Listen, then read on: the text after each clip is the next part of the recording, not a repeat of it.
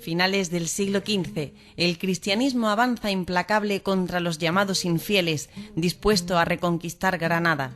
Mientras, Yago, el joven músico ciego que acompaña a la corte de los reyes católicos, solo es capaz de percibir la realidad con los ojos del corazón. De la autora que ha vendido más de 200.000 ejemplares en todo el mundo. Las puertas del paraíso, una novela que recrea espléndidamente las contradicciones de una guerra en la que se mataba en nombre de Dios. La fascinante historia de un hombre y una mujer que se amaron por encima de credos y fronteras en una época marcada por la intolerancia y el afán de conquista. Las puertas del paraíso, la nueva novela de Nerea Riesco, editada por Grijalbo.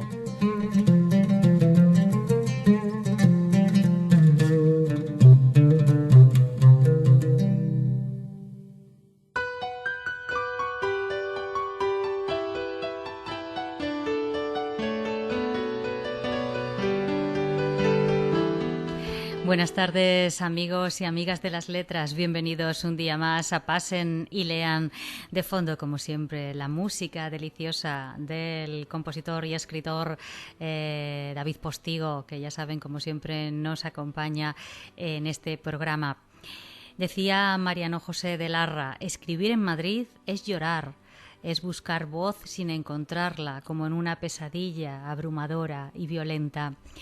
Ahora sabrán por qué les digo esto. Tenemos con nosotros a Antonio Gómez Rufo, madrileño y licenciado en Derecho. Él ha ejercido la abogacía durante un tiempo, compaginando este trabajo con distintas colaboraciones en el mundo de la política y la cultura.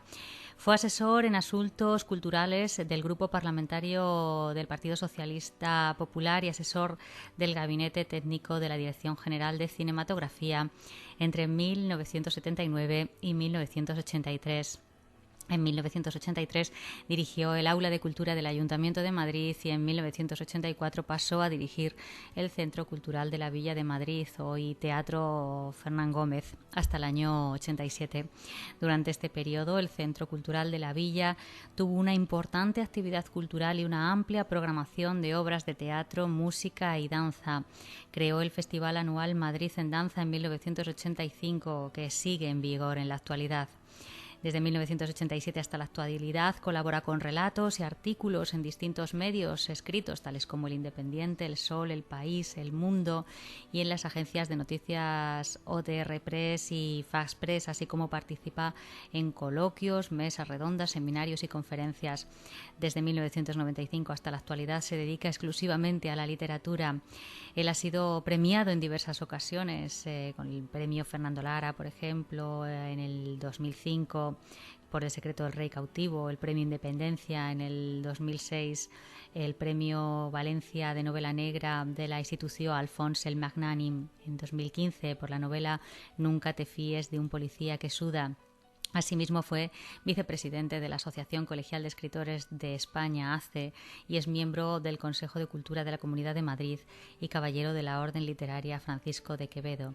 Escribió y dirigió el cortometraje Aprovechamiento Industrial de los Cadáveres, basado en una idea original de Luis García Berlanga, y la obra de microteatro Intimísimas, estrenada en el 2014. En el 2015 escribió y dirigió la obra de teatro Muñecas de Cristal. Como pueden ver, un hombre imparable que hoy está con nosotros para presentarnos una obra original y deliciosa en la que la ciudad de Madrid, su ciudad, es la protagonista. Les resumo un poco la sinopsis. Esta es la gran novela de Madrid, su historia, su épica, su vida cotidiana. Siendo de todos, Madrid nunca fue de nadie, de ahí su grandeza y su sencillez, su orgullo y su humildad, su carácter revolucionario y su dignidad. A través de 3 apasionantes sagas familiares, Antonio Gómez Rufo traza el emocionante relato literario de Madrid desde una mañana de 1565, en que los jóvenes Juan Posada, Alonso Vázquez y Guzmán de Tarazona atraviesan por primera vez la antigua Puerta del Sol, dispuestos a probar suerte en la villa y corte, hasta los atentados del 11 de marzo del 2004, cuando la tragedia golpea una vez más el corazón de una de las ciudades más hermosas del mundo. Las personas pasan, los relatos acaban y los ríos se despeñan y apaciguan antes de ahogarse en el mar, pero las ciudades permanecen y su historia no se detiene en su lento viaje hacia la eternidad. Bienvenido a Pasen y Lean, Antonio. Gracias, buenos días. Casi 1000 páginas en las que intentas resumir la historia de Madrid. ¿Cuánto tiempo le has dedicado a esta obra? Pues aproximadamente 3 años. Ha sido una intensa labor de documentación y, por otra parte, una dificultad a entrelazar una historia de ficción, porque esto, al fin de cuentas, es una novela, con la labor histórica o historicista de la ciudad de Madrid, que es esencial para que los madrileños conozcamos esta ciudad, y para los no madrileños, para que sepan que esta ciudad tiene relato, que es una ciudad que ha conseguido ser universal a lo largo de los siglos, pues sobre todo debido al empuje y al empeño de los madrileños y de todos los que, viniendo de fuera, se han convertido en madrileños. La verdad es que viendo la obra físicamente es muy atractiva, pero luego cuando uno se adentra en sus páginas se da cuenta de que hay mucha dedicación, mucha entrega. Se trata casi de una declaración de amor a Madrid. Sí, en definitiva lo es. Yo amo esta ciudad, pertenezco a ella, nací en ella y he vivido siempre aquí. Y es cierto que he oído decir muchas veces, y a veces por parte incluso de los políticos, que Madrid no tenía relato, que Madrid era una ciudad que carecía de relato histórico y que era imposible contarla. Y yo me negué siempre a aceptar esta afirmación, y durante años tuve la idea de escribir esta novela, y finalmente hace 3 años decidí ponerme a ella, y el resultado yo creo que es bueno. Finalmente todo el mundo que la está leyendo está comprendiendo que esta ciudad es la más modesta, cosmopolita, alegre y acogedora de España, y cada vez tiene una historia interesantísima que es muy poco conocida incluso por los madrileños. Supongo que cuando uno comienza a fraguar en su cabeza una obra como esta, cuando tiene tantos siglos por delante, tiene que plantearse cómo llevarlo a cabo. En tu caso mezclas el ensayo y la novela, es una mezcla de las dos cosas, y no sé si esa decisión fue clara desde el principio, si en un principio pensabas solo en un ensayo, en una novela, no sé cómo te decidiste por ello. Sí, no, ha sido lo más difícil de todo, cómo contar una novela, porque en definitiva Madrid es una novela, y la estructura para conseguirlo me costó bastante esfuerzo, estuve mucho tiempo pensándolo, pero finalmente en la búsqueda de contar la historia de Madrid a través de 3 familias, de 3 sagas familiares, que a lo largo de los siglos se han dedicado pues a los 3 grandes oficios que ha tenido esta ciudad: por una parte el comercio, por otra parte la cultura y el arte, y finalmente también por la parte del oficio de funcionario, de empleado público o de trabajador al servicio de la corona, que estaba instalada en Madrid. Bueno, pues estos 3 oficios son los que ejercen cada una de las 3 familias, heredándose de padres a hijos, y esto es lo que me ha permitido contar 3 sagas familiares a lo largo de 450 años, y que a través de ellos vayamos conociendo la historia de la ciudad. O sea que sí, es una novela. Nunca pretendí hacer un ensayo, siempre pretendí hacer una novela, y lo que más trabajo me costó, como decía, era encontrar la fórmula para hacerlo. Pero una vez encontrada, creo que al final se ha conseguido que se lea como una novela, que es de lo que se trataba, y sobre todo con una gran agilidad, con una lectura fácil, no llena de datos históricos, ni de nombres, ni de fechas, que sobrehumaría al lector, sino al contrario, una novela casi de entretenimiento, conociendo las 1001 anécdotas de las cosas que han pasado en esta ciudad, y además de los hechos trascendentales que han hecho que esta ciudad sea finalmente pues una ciudad de todos. Por eso en algún momento se dice que no es de nadie, es de todos, porque está hecha por todos los que nacieron o nacimos aquí, y todos los que vinieron a hacerla, que son muchos más de los que nacimos en Madrid. Es curioso porque hablabas de cómo habías seleccionado a esas familias que nos llevan de la mano por el libro y que nos van acompañando, ¿no? Hablando de esos oficios que en cierta manera representaban a la ciudad, ¿no? El comercio, la administración, la cultura. Y precisamente cuando hablabas de la cultura pensaba en que podrías haber hecho ese mismo recorrido también por los escritores más célebres de nuestra historia, ¿no? Que todos han pasado también por allí, que también tienen su presencia en las páginas del libro. Sí, naturalmente. Si se dice, yo lo he oído decir siempre, que los toreros toman la alternativa en Madrid, ¿no? Que cuando que cuando tienen que tomar la alternativa y convertirse en verdaderos toreros es cuando tienen que triunfar en Madrid o venir a Madrid, bueno, algo así, no sé, porque de toros no entiendo mucho, pero no, yo tampoco. Pero igual que esto se suele decir, es verdad que todo el mundo de la cultura, todos los españoles artistas, tanto fueran pintores, escritores, autores teatrales o músicos, pues realmente el triunfo, digamos, la cumbre se alcanzaba cuando llegaban a triunfar en Madrid, ¿no? Y esto ha pasado a lo largo de 5 siglos, efectivamente, y sigue siendo así. Bueno, de hecho hablabas de los toreros, claro, el libro está plagado de anécdotas, algunas que serán más conocidas que otras. Una que me ha resultado curiosa es precisamente sobre un torero que se escapó un toro a principios del siglo XX y se lanzó a torear, no me acuerdo ahora mismo del nombre del torero, pero se lanzó a torear en la misma calle, quedando a todo el mundo totalmente sorprendido, ¿no? Bueno, sí, sucedió en Madrid, sucedió a principios del siglo en la Gran Vía, que un toro de los que estaban trasladándose al Plaza de Toros para ser toreado esa tarde, pues no sé cómo, pero se escapó del camión que lo trasladaba y pasaba casualmente por allí Frascuelo, creo recordar que era Frascuelo, y le dio unos capotazos hasta que llegó...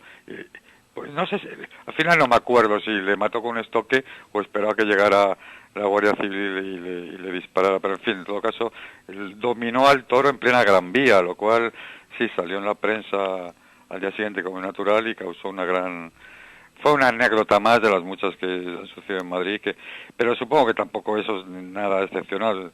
En muchos pueblos y ciudades de España pues habrá sucedido que a lo mejor de un circo se ha escapado un tigre o algo así que luego hay que abatirlo para que no siembre el pánico entre la población, ¿no? O sea que es una anécdota más. Sí, desde luego, como les digo a los oyentes, la obra está plagada de anécdotas, esos oficios que han quedado como en el recuerdo, ¿no? La gente de la CLAO, los barquilleros o demás, incluso la institución de libre enseñanza que también, nos muestra incluso partes de nuestra historia que también, las tenemos ahí como un poco olvidadas.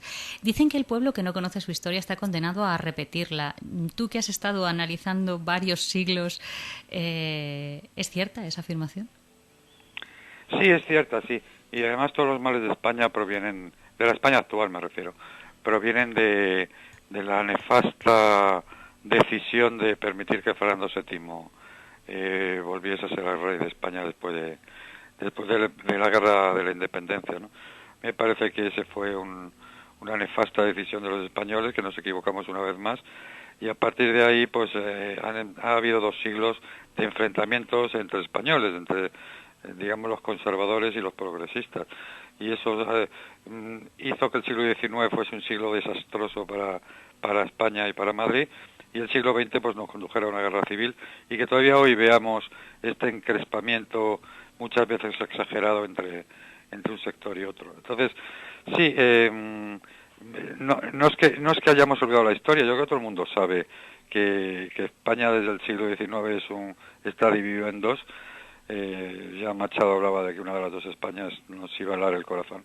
Y sí, esta es la consecuencia de una decisión desastrosa y de un rey absolutamente nefasto que abolió la Constitución de Cádiz, que implantó el absolutismo y que a partir de ahí, pues, hoy precisamente se está conmemorando la llegada de los 100.000 hijos de San Luis, que después del trienio liberal iniciado por los liberales españoles, pues ayudaron a Fernando VII a devolver las cadenas, el absolutismo a España, ¿no? Entonces, bueno, pues sí, realmente es una España doble la que estamos viendo en este momento.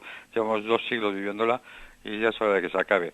Y estaremos condenados a repetirla mientras que no nos pongamos de acuerdo en que la discrepancia es obligatoria, es útil y es necesaria, pero que el enfrentamiento, la continua división de España en dos secciones, pues esto no hace prosperar al país, ni mucho menos.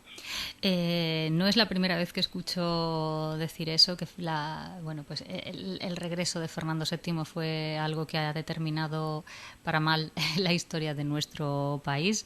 Yo no sé, bueno, podríamos hablar de esto mucho. De hecho, me acordaba de una frase que se dice en el Ministerio del Tiempo, uno de los personajes, Alonso, que dice que en España ha habido siempre muy buenos soldados, pero muy malos gobernantes, ¿no? En la novela haces una selección concreta de fechas de inicio y para terminarla. Inicias el relato en 1565 con Felipe II convirtiendo Madrid en la capital del reino y lo finalizas el 11 de marzo del 2004 con los atentados de Atocha. No sé si ¿tuviste algún criterio concreto para elegir las dos fechas a la hora de...? Sí, la primera era inevitable, es decir, es el 1561 cuando Felipe II convierte Madrid en corte, y esa era indudable, que tenía que empezar así el relato, aunque Madrid también, además de su historia real, tiene una historia mágica y mítica que la devuelve hasta probablemente la prehistoria, porque hay restos paleolíticos en Vicálvaro, o sea que aquí hubo una aldea muchos miles de años atrás. Pero digamos que para contar la historia de la ciudad como tal, sí, la fecha de inicio era lógicamente 1561, la instauración o la instalación de la corte en Madrid. 1565 es cuando llegan los primeros personajes de la novela, que es donde empieza. Y la finalización tuve dudas de cuál es el último acontecimiento trascendente que ha sucedido en la historia de Madrid. Tuve dudas con algunas posibilidades, pero me pareció que el último gran hecho épico, el último hecho en el que los madrileños demostraron su inmensa solidaridad y cuando Madrid fue protagonista mundial, fue los atentados dramáticos del 11 de marzo. Entonces, me pareció que también era un buen momento para poner final a la novela ahí, porque lo que ha sucedido después no tiene gran trascendencia histórica. Digamos que desde el 2004 hasta acá pues se podía haber hablado incluso hasta del 15M, ¿no? Pero no hay perspectiva histórica. Pues a ver, esas manifestaciones públicas del 15M, pues si van a tener alguna consecuencia o no, todavía no se sabe, o al menos yo no tengo la perspectiva histórica para saber si la va a tener o no. Y me pareció que un buen colofón a la novela era ese día del atentado, ¿no? Con un homenaje casi personal a ese día, porque todos los que lo vivimos de una manera u otra, pues estuvimos absolutamente impactados, ¿no? Supongo que como se impactó toda España con aquel acontecimiento. Esta novela, Madrid, tiene un claro protagonista, no esas tres familias de las que hablábamos antes, sino la ciudad como personaje principal. ¿Cómo la definirías? ¿Qué carácter tiene Madrid? Pues es uno de los personajes más difíciles con los que me he encontrado a la hora de trabajar como escritor. Porque urbanísticamente, desde el punto de vista de su estructura de ciudad, es visible, o sea, se puede explicar, se puede justificar porque es tan caótica y porque su centro es tan sumamente laberíntico, pero psicológicamente tiene un alma, yo casi diría que es como bipolar, ¿no? Por una parte, los madrileños se resignan ante el poder, o sea, ese poder que tienen encima, ¿no? Como una losa o que lo tienen ahí dentro metido y que tenemos que soportar continuamente que estén aquí los gobiernos de España pues, coartándonos y limitándonos, pero por otra parte el madrileño siempre en cuanto le tocan su dignidad se levanta, ¿no? Y basta con que le cortaran la capa a un madrileño para que se armara el motín de Esquilache. Entonces es una novela que habla de un personaje curioso, que es una mezcla de pecados y virtudes, porque Madrid, pues no sé, derrocha orgullo, generosidad, lujuria, paciencia, también solidaridad, templanza, también diligencia, es decir, Madrid es una ciudad que es difícil de comprender hasta que se vive aquí unos meses. Todo el mundo que viene a pasar unos meses a Madrid no solamente tiene... casi se convierte en madrileño, sino que termina comprendiendo por qué esta ciudad es como es y por qué se está tan bien y tan a gusto en esta ciudad. Le pasa a muy pocas ciudades. Madrid no da carta de naturaleza, Madrid no exige pedigrí a nadie, en Madrid a nadie le pregunta de dónde viene ni a qué viene, Madrid es así de abierta, solamente les pasa a un puñado de ciudades universales que hay en el mundo, pues no sé, Nueva York, París, Londres y Madrid, o sea, a muy pocas ciudades más se les puede adjudicar este calificativo de verdaderamente universal y cosmopolita, ¿no? Entonces, bueno, yo creo que no es fácil definir Madrid, pero es muy fácil comprenderla en el momento que uno pasa aquí, pues por poco tiempo que sea, enseguida se entiende por qué esta ciudad es como es. Esto ya es bueno, pues una valoración personal que te quiero preguntar. Después de tanto documentarte sobre la ciudad y viendo los tiempos convulsos en los que estamos viviendo y también, bueno, pues tirando de tu pasado relacionado con la política, ¿cómo ves el futuro de la ciudad? Bueno, la política... yo estuve muy poco tiempo en la política y sobre todo estuve porque quiso Tierno Galván que estuviese con él, porque con él trabajé desde la adolescencia prácticamente. Y lo demás pues me interesa la política en la medida que nos interesa a los ciudadanos, ¿no? Atendiendo a la prensa diaria y conviviendo un poco con algunos amigos que se ejercen la política y que han tenido a lo largo de los años pues distintos cargos políticos.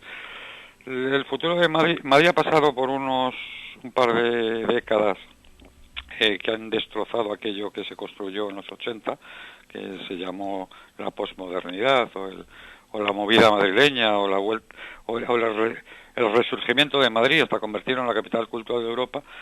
Después de aquello, pues ha habido unos años de deterioro continuo de la ciudad, no tanto en lo urbanístico, sino en permitir que los madrileños participaran en la gestión pública y en la explosión de actividades culturales que se produjeron en los 80. Y ahora, bueno, pues hay un nuevo equipo, una nueva alcaldesa, que para mi gusto es una buena persona y que tiene magníficas intenciones, pero me parece que el equipo que la acompaña no es el más adecuado, ni todavía tiene concepto de ciudad ni criterio de Estado, porque para gobernar en Madrid es un Estado de 4 millones de habitantes, ¿no?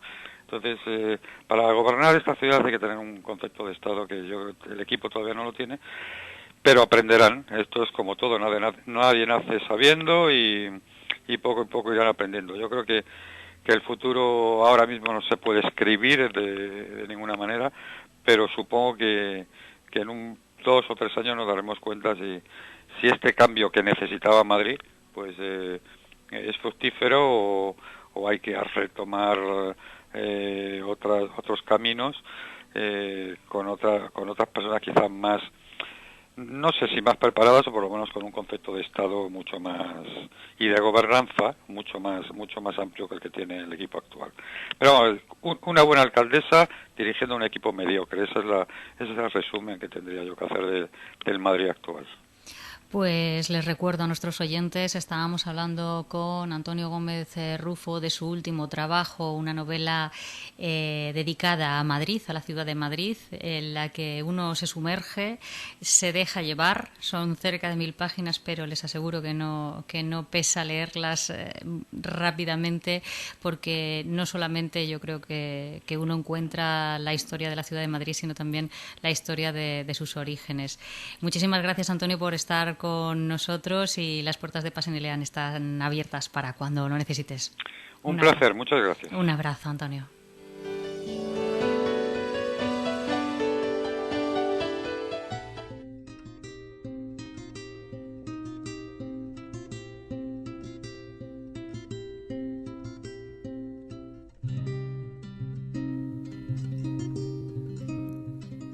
El lenguaje es el vestido de los pensamientos. Samuel Johnson.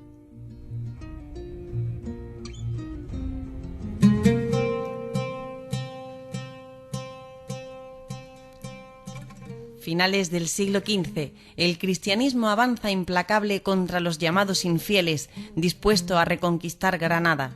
Mientras Yago, el joven músico ciego que acompaña a la corte de los reyes católicos, solo es capaz de percibir la realidad con los ojos del corazón. De la autora que ha vendido más de 200.000 ejemplares en todo el mundo. Las puertas del paraíso, una novela que recrea espléndidamente las contradicciones de una guerra en la que se mataba en nombre de Dios. La fascinante historia de un hombre y una mujer que se amaron por encima de credos y fronteras en una época marcada por la intolerancia y el afán de conquista. Las puertas del paraíso, la nueva novela de Nerea Riesco, editada por Grijalbo.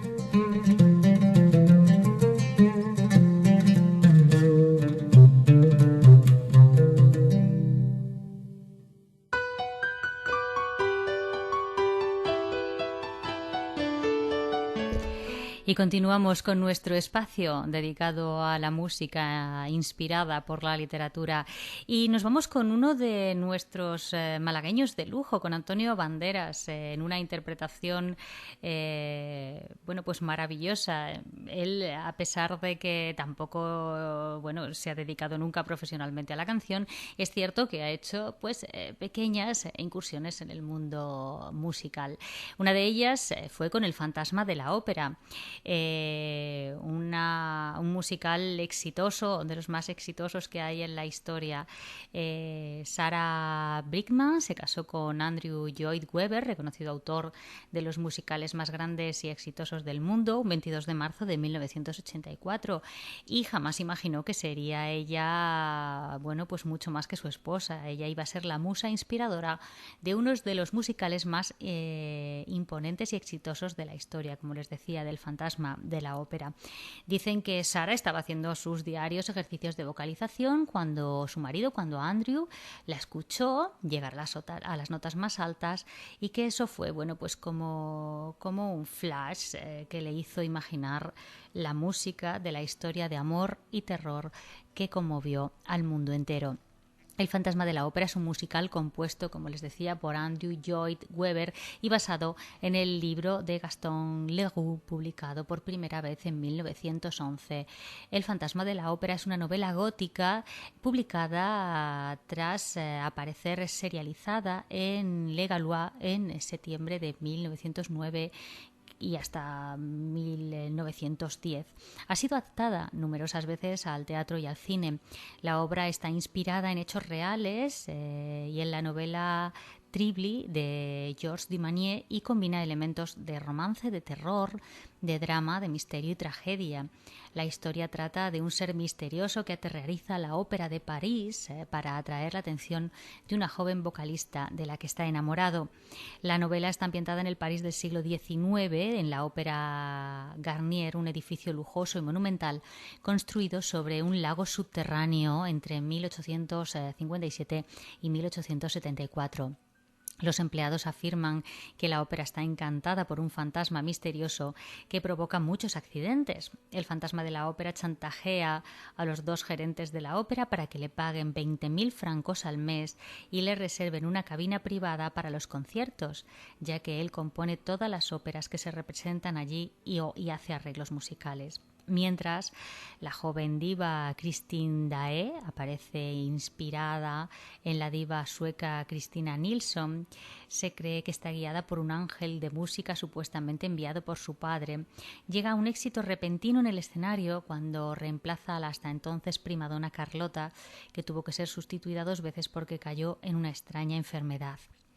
En esta historia, Carlota es reemplazada debido a que Eric, el fantasma, deja caer un telón de gran tamaño sobre Carlota y hace que abandone la presentación de esa noche. Christine gana los corazones del público, incluyendo el de su amor de la infancia, el vizconde Raúl de Chagny. El fantasma se siente celoso de la relación que tiene Christine con Raúl y la invita a visitarle en su mundo debajo del edificio. Ella acepta y abajo en las catacumbas descubre que su ángel es en realidad un genio musical deforme que lleva una máscara para ocultar su cara aberrante. Ella grita de terror al contemplar su rostro verdadero y el fantasma la encierra en su hogar, aceptando liberarla solo cuando ella prometa que volverá a visitarlo por su propia voluntad. Christine está dividida entre el amor del joven y encantador vizconde Raúl y su fascinación por la misteriosamente hermosa música del fantasma. Cuando ella se da cuenta de que su ángel es el mismo fantasma de la ópera responsable de accidentes y asesinatos, ella y Raúl deciden casarse en secreto y escapar de París para quedar fuera del alcance del fantasma. Yo creo que es una obra que conmovió a miles y miles y que seguirá conmoviendo a miles y miles de personas. Ha habido más de 10 versiones de películas de esta novela y ahora, bueno, pues lo que tenemos es el musical, un musical que lleva, bueno, un montón de funciones desde la fecha de su estreno. No ha dejado de aparecer en Broadway y bueno, yo creo que no hay más que escucharlo para darnos cuenta de que es una obra que sigue conmoviéndonos y que lo seguirá haciendo. En la canción que vamos a escuchar, Sara canta con Antonio Banderas y Antonio se luce con su voz y su interpretación. La versión que vamos a escuchar es un especial de 1998 donde se homenajeó al marido de Sara, Andrew, por cumplir los 50 años de edad y fue efectuada en Londres, en el Royal Albert Hall. Espero que la disfruten.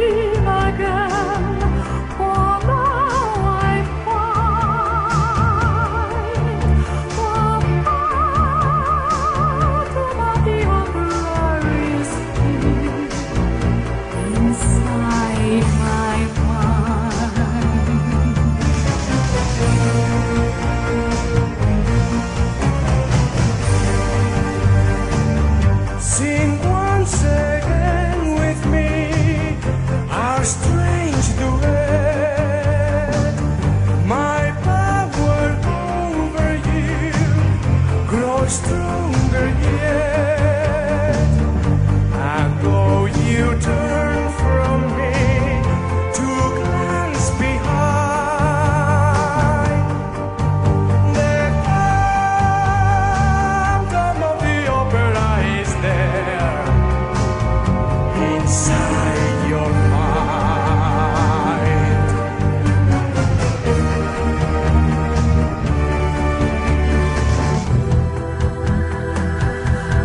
those who have seen your face draw back in fear. I am the mask you wear. It's me they hear. My spirit and my voice in one combine. The phantom of the opera is there inside your mind.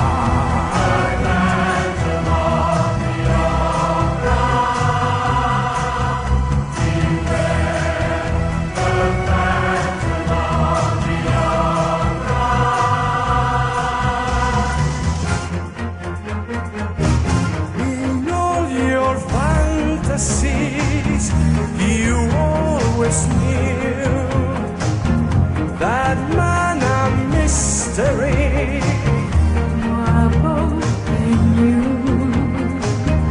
And in this labyrinth, when night is bright, the phantom of the opera is there inside your mind. See, my angel.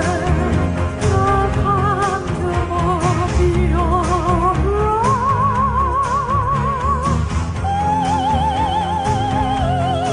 See, my angel of music.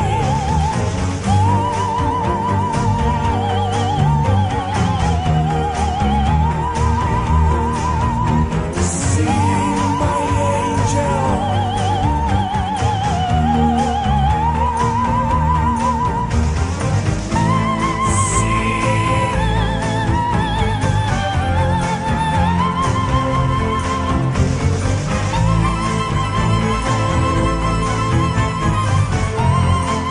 Sing to me.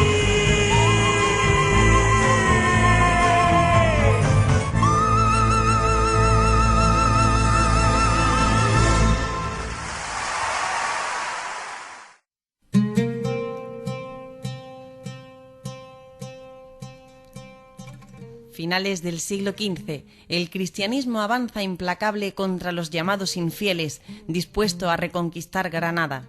Mientras Yago, el joven músico ciego que acompaña a la corte de los reyes católicos, solo es capaz de percibir la realidad con los ojos del corazón.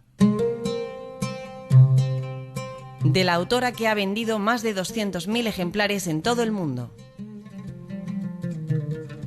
Las puertas del paraíso, una novela que recrea espléndidamente las contradicciones de una guerra en la que se mataba en nombre de Dios. La fascinante historia de un hombre y una mujer que se amaron por encima de credos y fronteras en una época marcada por la intolerancia y el afán de conquista. Las puertas del paraíso, la nueva novela de Nerea Riesco, editada por Grijalbo.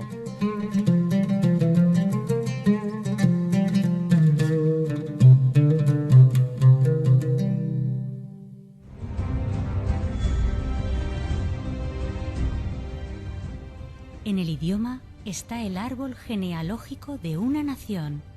Samuel Johnson.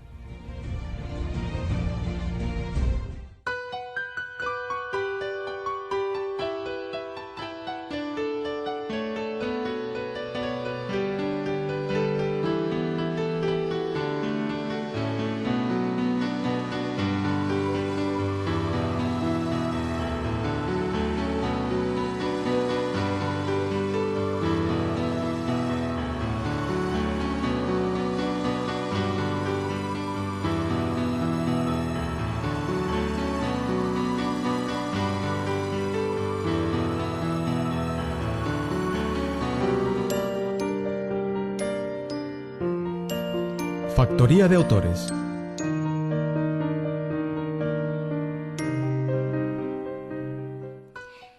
Y ahí estamos escuchando la música, la sintonía que nos indica que entramos en el espacio dedicado a Factoría de Autores. Como siempre les digo a todas las personas que estén interesadas en adentrarse en el mundo de la escritura, que tengan deseos de escribir una novela, una biografía, conocer la psicología de los personajes o necesiten que su texto sea corregido por profesionales, les invito a que visiten www.factoriadeautores.com y allí encontrarán a las personas que les van a guiar, que les van a indicar el camino para adentrarse en este mundo con el mejor pie. Tenemos con nosotros, como siempre, a Concha Perea, que nos va a hablar, no lo sé, ¿de qué nos vas a hablar, Concha, hoy? Pues hoy vamos a hablar del uso de las redes sociales para escritores. Ah, muy interesante, muy interesante. Cuéntame. Pues mira, es una cosa bastante habitual que nosotros, pues todos tenemos Facebook, todos tenemos Twitter, todos los usamos, bueno, quizá no todos, pero sí la mayoría como herramientas para mejorar nuestro trabajo. Y desde luego un escritor, pues a día de hoy que mucha gente se presenta, ¿debo estar presente en redes sociales? ¿Es importante? La respuesta es que sí. O sea, debes estar en redes sociales. Tampoco es importante que seas un enorme experto y que te pase miles de horas colgado en la red, pero sí es interesante que tengas algún tipo de presencia, porque si bien es cierto que las redes sociales no te van a ayudar a vender más libros, que eso ya es cuando eres un superventa y cuando... Es muy curioso, pero las redes sociales te ayudan a vender libros cuando ya no necesitas que te ayuden a vender libros. Ya. Pero sí es cierto, y hay que tenerlo en cuenta, que es muy importante tener una cierta presencia, una presencia constructiva en Facebook.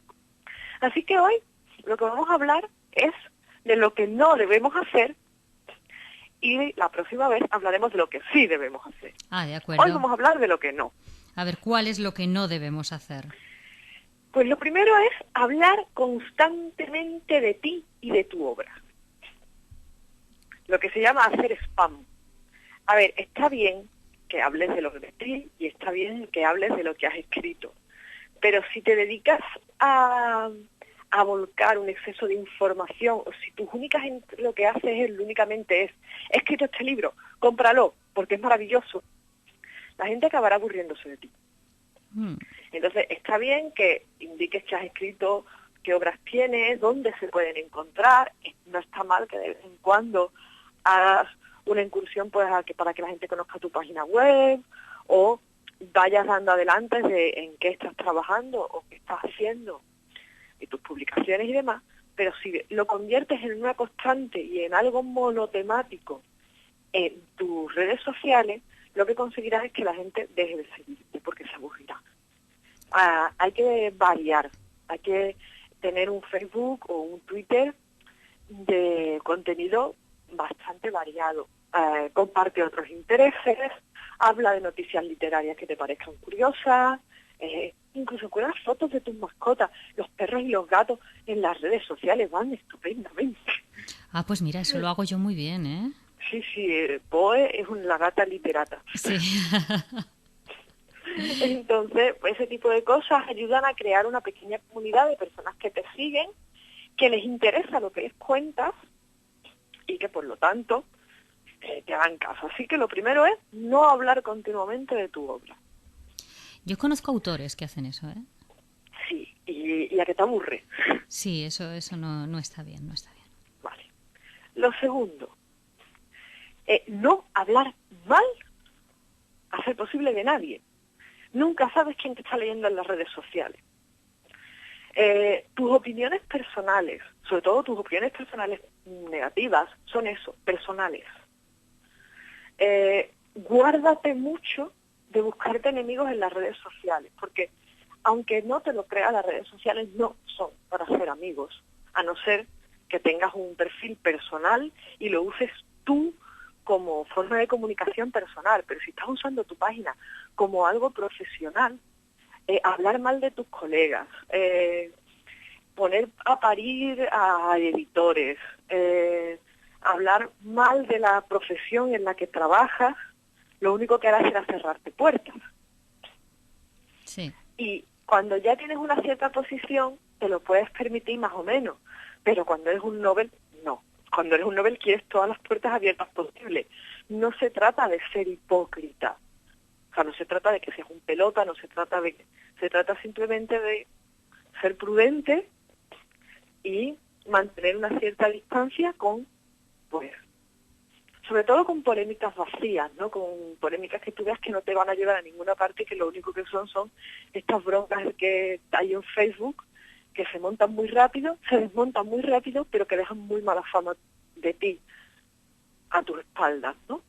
Entonces, intentar evadir, pues eso, polémicas y sobre todo intentar no hablar mal de terceras personas. Esto parece muy lógico, pero en las redes sociales de vez en cuando es bastante habitual y es una lástima. Entonces, la negatividad, cómprate un cuaderno del rencor y dedícate a escribir a toda la gente a la que te cae mal. Haz una lista como la de Arya Stark o un Death Note o cualquier cosa de estas, pero no lo hagas en redes sociales, porque nunca sabes quién te está leyendo. Perfecto. Vale, estoy tomando notas. Eso me parece muy buena idea. Sí. Y, evidentemente, lo tercero es no quejarte de lo mal que te va todo, no quejarte de lo poco que publicas, no quejarte de hay que ver que Manolito ha publicado con lo mal que escribe y yo no. Ahí está tu perro, el que sale también en redes Sí, sociales. mi perro es que él quiere salir en redes sociales, y entonces pues si llaman al timbre o cualquier cosa, pues él evidentemente, bueno, ella da su opinión. Bueno, entonces, volviendo al tema, la tercera cuestión era... La tercera cuestión es que no te quejes. No te quejes. No te quejes de lo poco que publicas o de lo mal que publicas y sobre todo no te compares con otros autores. Es que Manolito escribe peor que yo y ha publicado. Porque eso no habla mal de Manolito, habla mal de ti. Sí.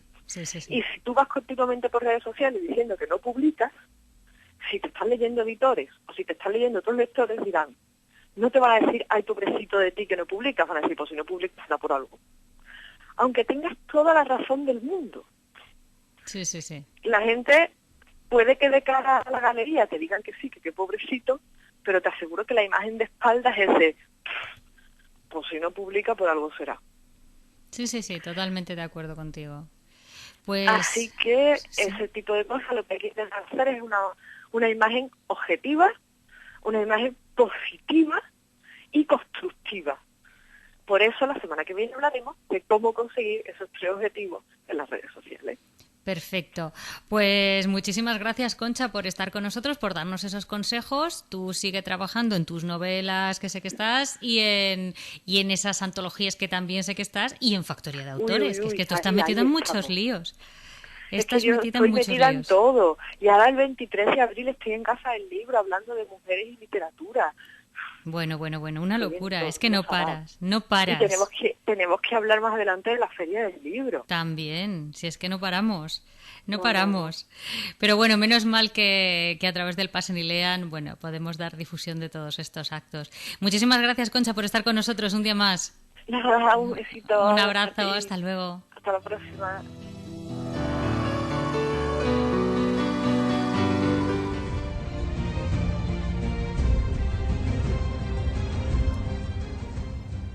La pluma es la lengua del alma.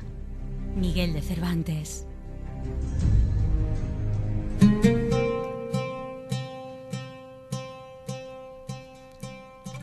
Finales del siglo XV, el cristianismo avanza implacable contra los llamados infieles, dispuesto a reconquistar Granada. Mientras Yago, el joven músico ciego que acompaña a la corte de los reyes católicos, solo es capaz de percibir la realidad con los ojos del corazón.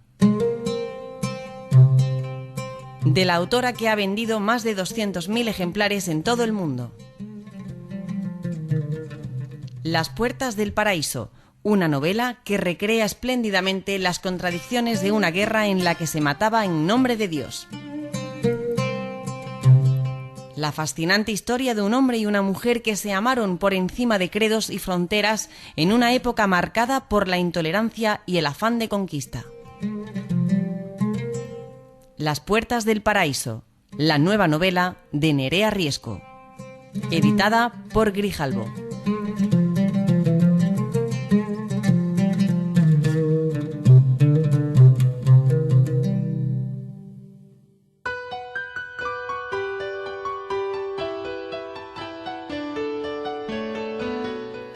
Y hasta aquí nuestro programa de hoy. Espero que hayan disfrutado de este espacio dedicado al mundo de los libros en nuestro Pasen y Lean. Ya saben, tenemos una cita todos los viernes a las 6 de la tarde aquí en Radio Guadalquivir. Muchas gracias por estar al otro lado.